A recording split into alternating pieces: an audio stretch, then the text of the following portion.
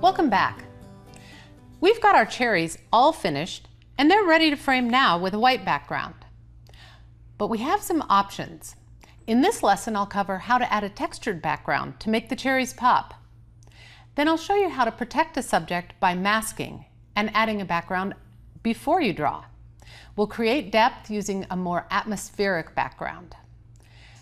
There are really two kinds of backgrounds, the kind that you apply after the drawing and the kind you apply before.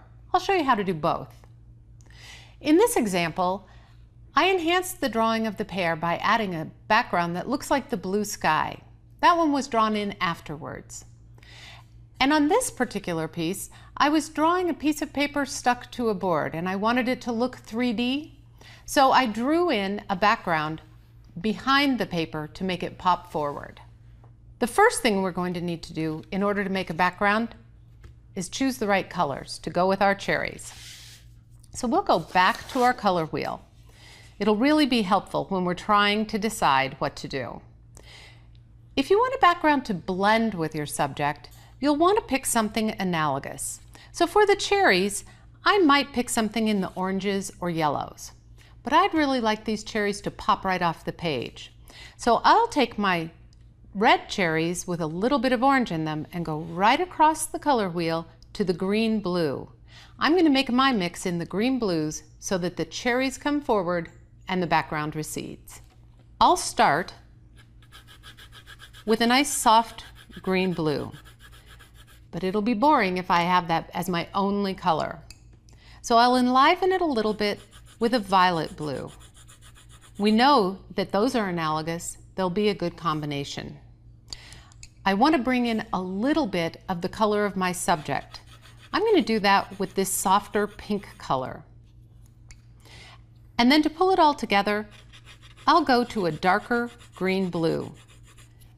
This may look odd now, but when I mesh them all together, it'll completely make sense.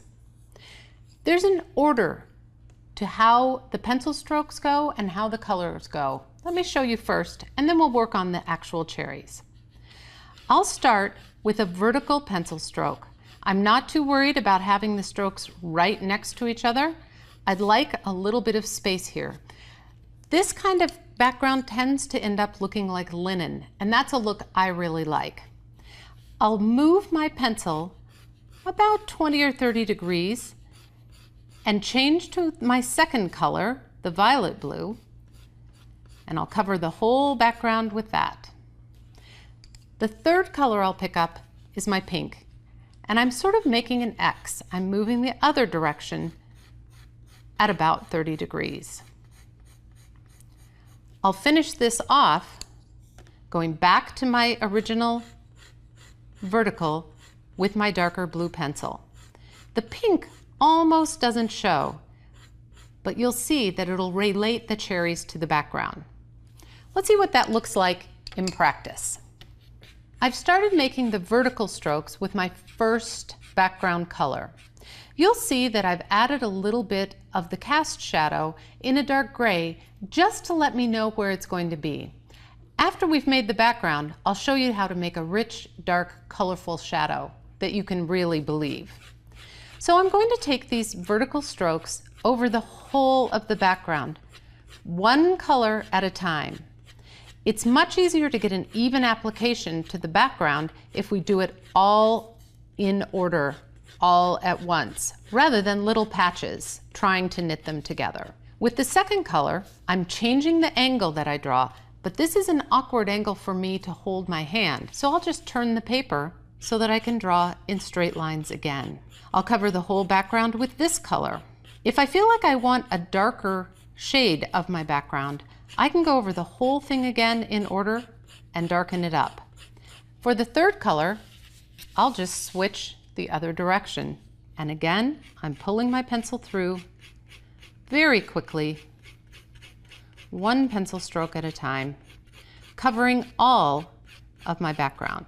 For my last color, the darkest color, I'm going back to my vertical pencil stroke so the paper is lined up vertically again.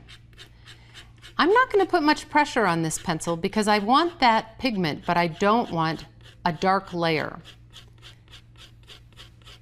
I have one more stop after this, and my background will be finished. For my last trip around this background, I'm going to turn the paper sideways and go back to my original color. This will just knit everything together. It unites the first and last color, which are the ones that show the most.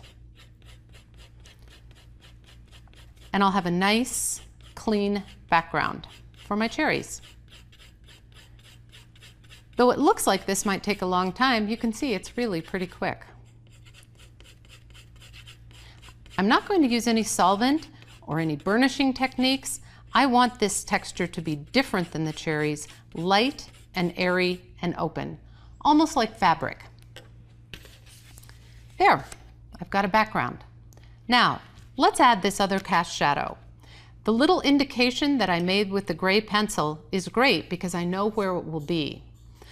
But I want the shadow to look like it sits on the flat surface where my cherries sat. And I want you to know a shadow isn't black and it isn't gray. It's made up of all the colors in the subject and the colors in the background. Well, I've already got the background colors down. Let me give you an idea of how to incorporate the colors of the cherry. I'm going to start with our old friend indigo. It's a nice dark pigment, and my pencil stroke is changing now. I am just casting this on in a really light way. A shadow has a really dark part. This is called the umbra, the part that tucks right up under the subject. The part out toward the edges, called the penumbra, is lighter, and it tends to just dissipate as it gets to the edges. So we don't want to create a shadow that's one heavy block. I've got a little bit of blue. I'm going to add a little brown, which ties in with the cherry. Brown has a lot of red in it, so that's going to bring a little bit of red. And now I'm going to bring much more red with a nice dark violet red. I don't have the darkest part of the shadow yet, but I'm letting it fade out at the edges. I need to darken my shadow, so I'm going back to the indigo. And let's pull in that dark part that is just beneath the cherry. Now I'm adding a little bit more pressure in the depth of the shadow, but I'll keep it varied. The shadow tends to have a little bit of a lightened area by the part of the cherry that lifts up, and to be darker right where the cherry sits.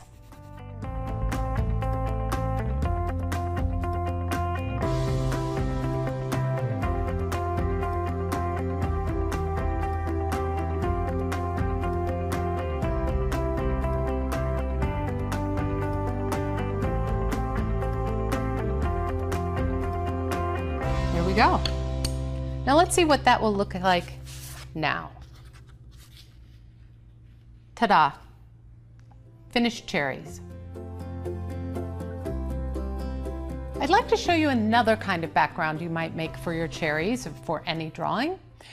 This is one that you have to do before you create the actual subject. We need a way to protect the paper from all of the background we're going to put on.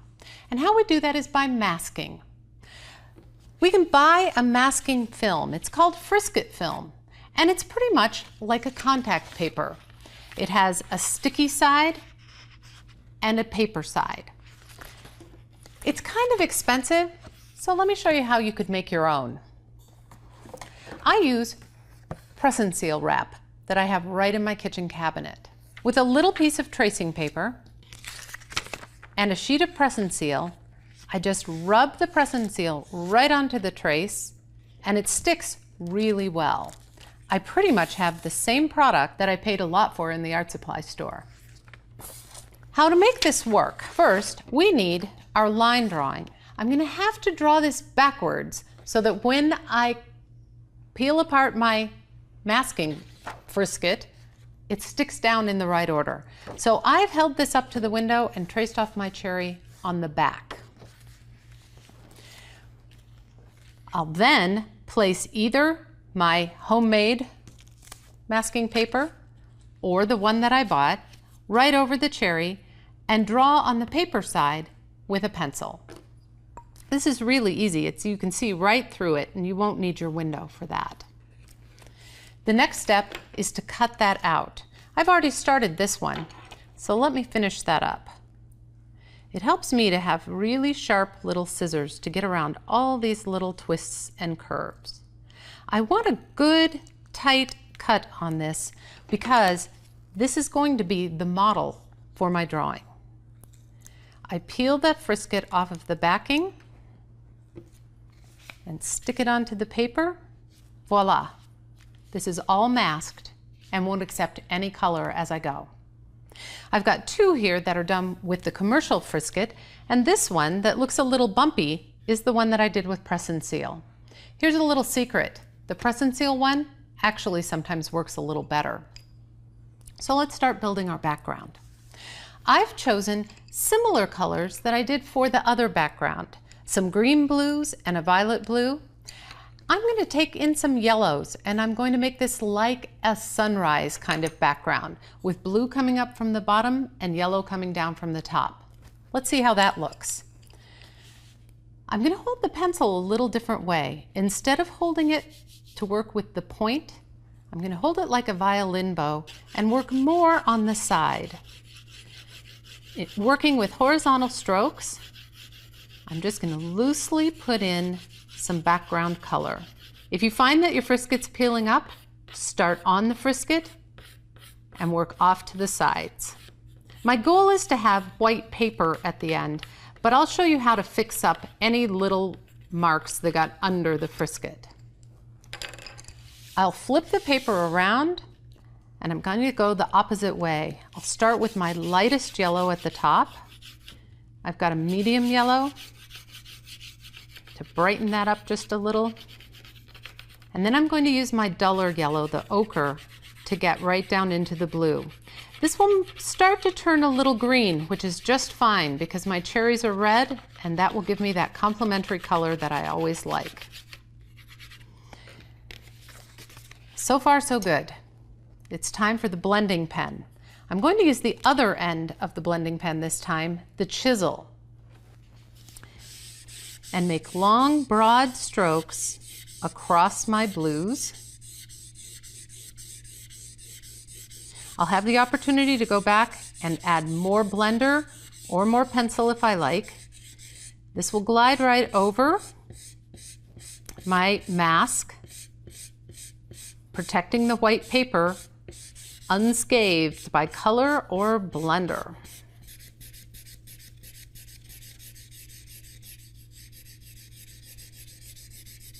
All right, I'm looking for any unblended areas. I can go back now.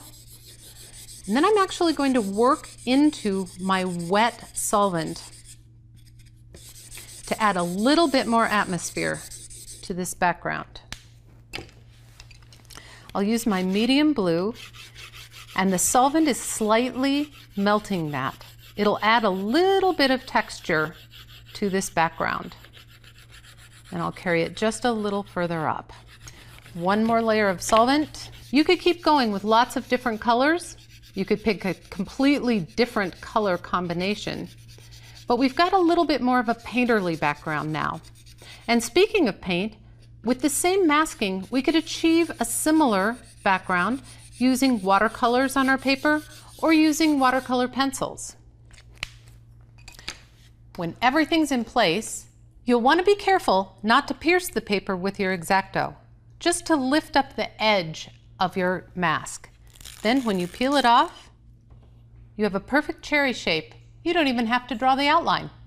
For your homework, finish adding a background for your cherries. We've already drawn the cherries, so you'll probably want to do the textured background. In our final lesson, we'll be working with bright and bold colors and drawing a beautiful flower.